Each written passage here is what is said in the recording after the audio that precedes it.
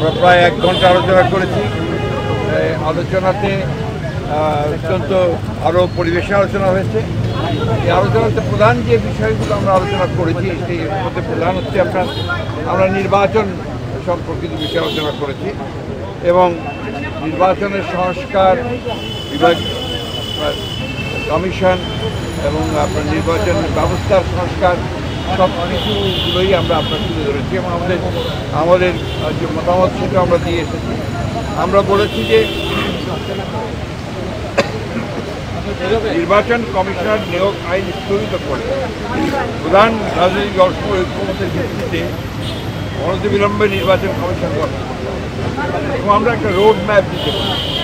নির্বাচন কমিশন কবে নির্বাচন হবে সেই সম্পর্কে আমরা একটা রোড ম্যাপ দিতে পারি। আমরা এনআইডি কার্ড যেটা আপনার স্বরাষ্ট্র মন্ত্রণালয়ে করা আইন করা হয়েছিল সেটাকে অর্ডিন্যান্স জারির মাধ্যমে বাতিল করতে বলেছি। আমরা বিতর্কিত কোনো ব্যক্তি যেন কখনো এই নির্বাচন সংস্কার কমিটিতে না যায় সেই কথা আমরা বলেছি।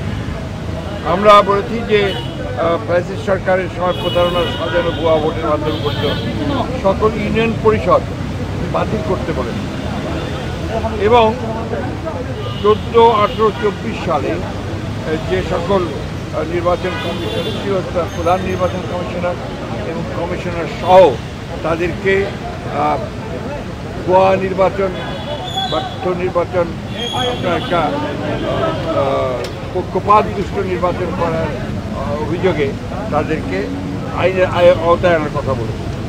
আমরা বিচারপতি খায়রুল হক, যিনি আমরা মনে করি যে নির্বাচন ব্যবস্থাকে ধ্বংস করার জন্য মূল হোতা, তত্ত্বাবধায়ক সরকার আইন বাতিল করার মূল নায়ক ছিলেন, তার বিরুদ্ধে আমরা আইনগত ব্যবস্থা নেওয়ার কথা বলছি। রাষ্ট্রদ্রোহিতা অপরাধ।